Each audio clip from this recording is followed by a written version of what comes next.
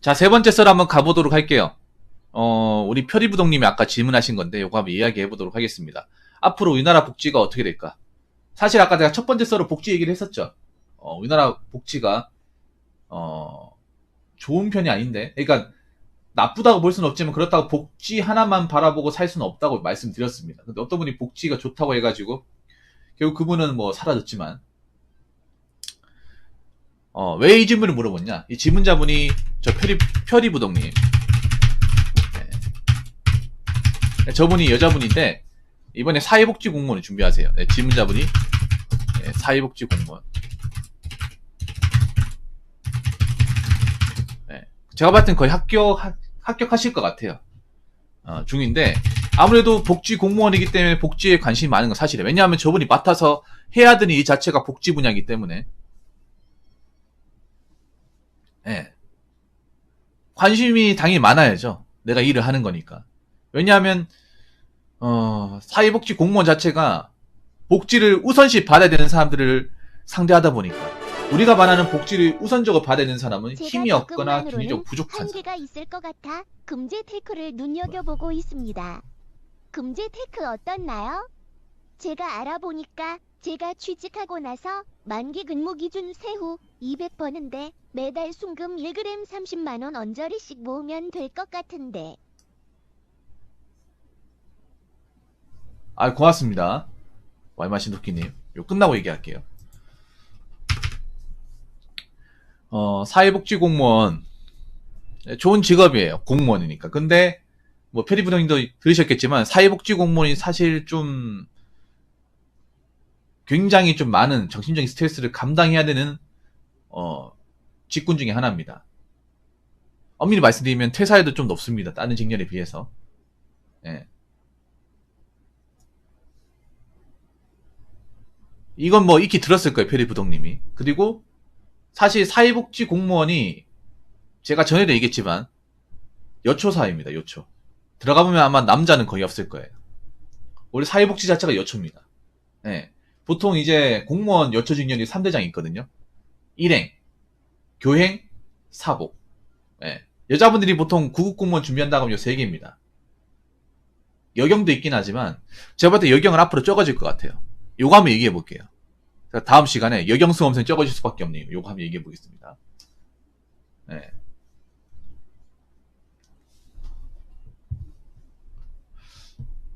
그래서 요 3개, 아까 말씀드린 일행, 교행, 사복 요 3개 많이 지원하죠. 저분 같은 경우에 필기 합격했고 필기 성적이 좀 꽤 높아가지고 제가 봤을 땐 최종 합격 갈 것 같아요. 그리고 아까 말씀드린 대로 채용인이 5명인데 면접을 본 사람이 5명. 그러니까 떨어질 사람이 없어요. 떨어질 사람이 없기 때문에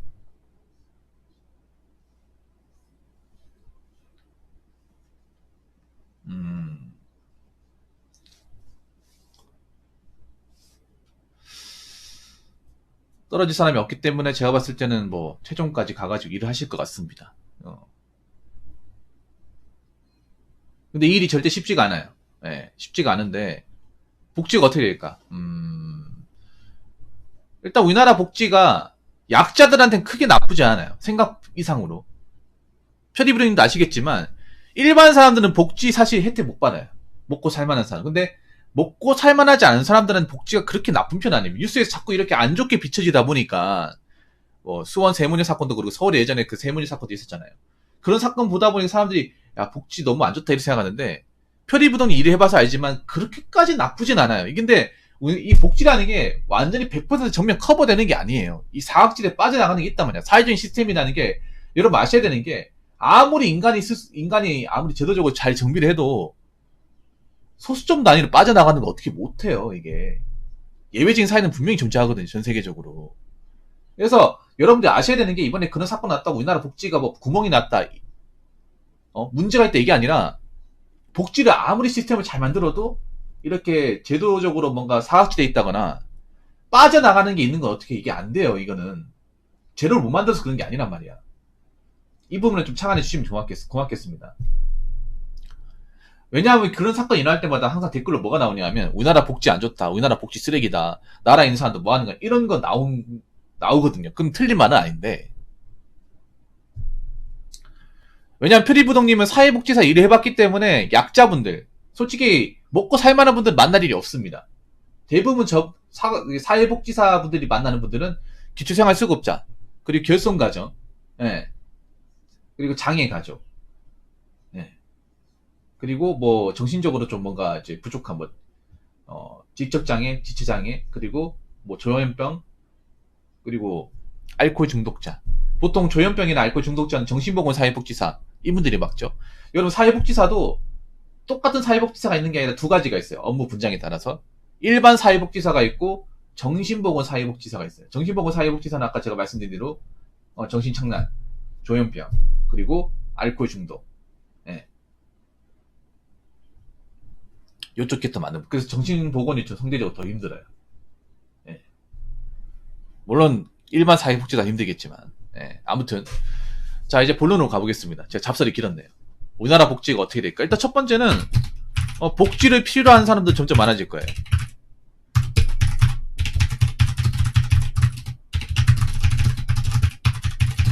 점점 많아집니다. 그러면 어떻게 되겠습니까? 표리부동님이 하는 업무가 맡아야 되는 업무가 적어지겠습니까? 많아지겠습니까? 많아진다는 거. 복지 혜택이 필요한다는 건 뭐냐? 노후 대비가 안 돼 있다는 거예요. 노후 대비 안 되어 있는 사람들이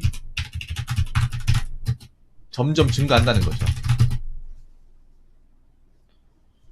여러분 한번 생각해. 우리 부모님들 세대 중에 노후 대비가 제대로 돼 있는 사람들이 얼마나 있을까? 연금 보장되고 나름 재산도 있고 아니면 뭐 평생 직장 가진 사람들 얼마나 있을까? 별로 없어요, 여러분.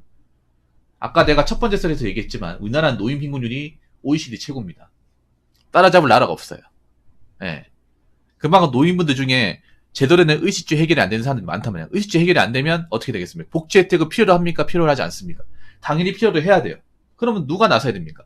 사회복지를 담당하시는 공무원분들이 나서야 돼요. 아니면 일반 사회복지사분들이 다 나선다거나. 그러면 이분들이 하는 업무가 적어지겠습니까? 많아지겠습니까? 많아져야 돼요. 저는 오히려 사회복지 공무원은 많아야 된다고 생각합니다. 네. 행정은 모르겠지만 사회복지 쪽은 많아야 돼요. 물론 사회복지도 넓게 보면 행정이긴 하지만. 네. 왜냐하면 앞으로 사회복지사분들, 사회복지 쪽 담당하시는 분들이 해야 할 일이 너무 많아져요. 점점 많아져. 장담하는데.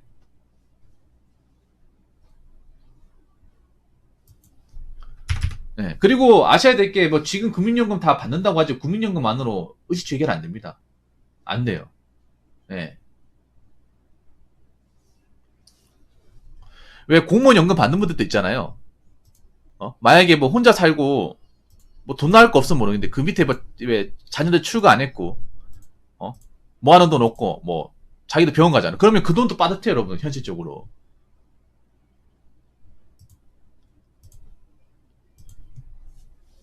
굉장히 빠듯하다니까요. 그래서 점점 증가합니다. 점점. 그리고 두 번째는 뭐냐면 좀 안 좋은 얘기인데요. 제가 봤을 때 기초생활 수급을 더 엄격하게 할 겁니다. 네, 더 엄격하게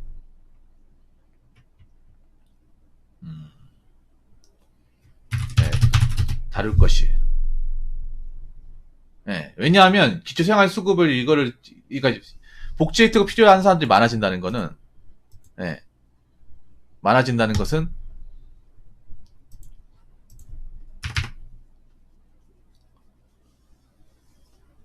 기초생활 수급도 점점 많아진다는 거죠. 근데 이걸 다 하게 되면 국가에서 재정 부담이 점점 심해집니다.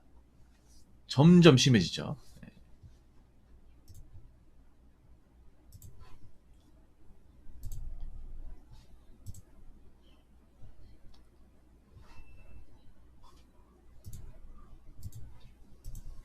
그래서 제가 봤을 때는 좀 더 까다롭게 볼 가능성이 높아요. 지금 기준보다 더 까다롭게. 지금도 까다롭거든요. 근데 이렇게 되면 또 문제가 뭐냐면 사회복지 공무원들이 받아야 될 또 스트레스가 더 증가한다는 말이 됩니다. 이게 왜 그런가 하면 만약에 여기서 더 엄격하게 조건을 짜게 되면 그럼 여기서 지금 받는 사람들 중에 자기 박탈되는 사람도 생겨요. 수급 박탈. 그러면 어떻게 되냐? 그분들이 가만히 있겠습니까? 나라에서 얼마씩 돈 주는 게 갑자기 요건이 까다롭게 되면서 본인은 수급 자격이 안 되었습니다. 라고 했을 때, 아, 네, 알겠습니다. 어쩔 수 없죠. 이렇게 넘어가겠습니까? 아니면 혓기미가 달려들겠습니다. 혓기미가 달려듭니다. 특히 표리부동님도 아시겠지만 사회복지 자격 박탈된 분들은요, 이성이 마비돼 있어. 기본적으로 좀 그런 분들 많아. 다 그런 건 알겠죠. 기초생활수급 받는 분들 중에 좀, 예, 알코올을 기본적으로 많이 드시기 때문에 정신적으로 뭔가 좀 판단이 안 된 분들이 많습니다. 네. 그래서 내가 봤을 때 국가에서도 사회복지 그 담당할 때 이 기초생활수급 사람들 상대하는 좀 법안을 좀 마련해 줘야 될 것 같아, 이게. 왜냐하면 이런 관련으로 사건이 계속 터지니까 사실 사회복지와 여자분들 일하는 분들이 많잖아요. 근데 상대적으로 굉장히 근무 환경이 열악하기도 하고 위험하기도 해요. 네. 그래서 사회복지 쪽에 뭐 이렇게 좀 이분들 일하기에 좀 편하게 할 수 있도록 좀 보호 장비가 좀 필요하지 않을까 생각을 합니다. 네.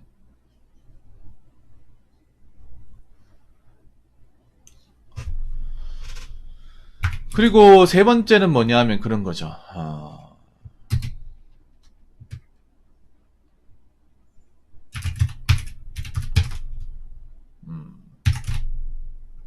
보치 혜택을 받아야 하는 사람들이 많아지니까 어떻게 됩니까? 네. 세금 부담은 더 커집니다.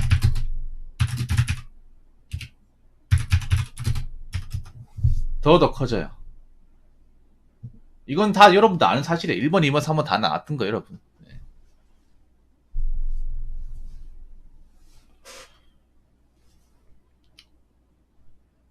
맞잖아요, 여러분. 일하는 사람은 내야 될 거 아니야, 세금.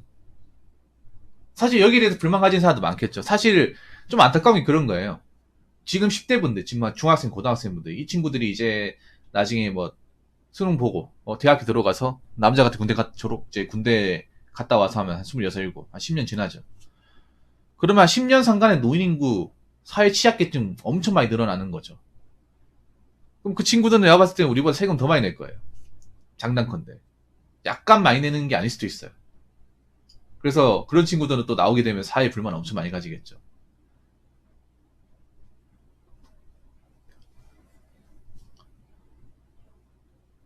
그리고 네 번째는 뭐냐 하면 복지 혜택을 받아야 하는 사람들이 많아져서 국가 재정에도 부담이 생겨.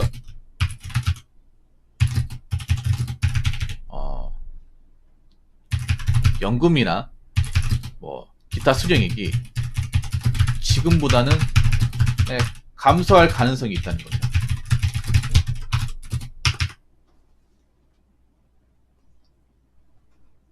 감소할 가능성. 그러니까 지금 받는 돈보다 적을 수 있다는 거죠. 지금도 이제 뭐 국민연금 재조정하겠다는 거죠. 재조정하겠다는 거면 지금만큼 안 퍼줄 가능성이 높다는 거죠. 네.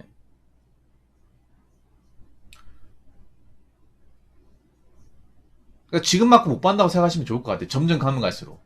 예. 왜냐하면 맞잖아요. 일하는 사람도 적어지는데 이제 돈 받겠다는 사람 늘어나니까 어쩔 수가 없어요, 여러분.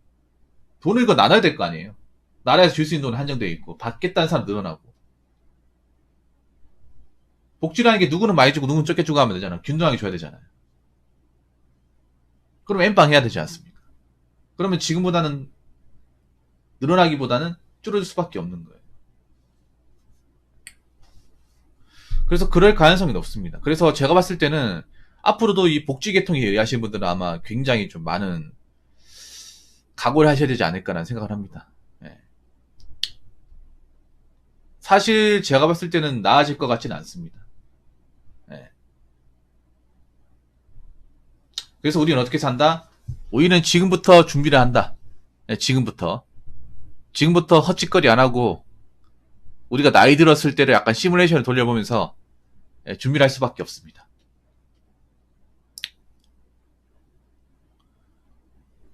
저는 그렇게 생각합니다. 여러분들이 나이 들었을 때 너무 정부나 나라의 어떤 그런 재정적인 상황에 의지하면 안 됩니다. 의지하면 안 돼.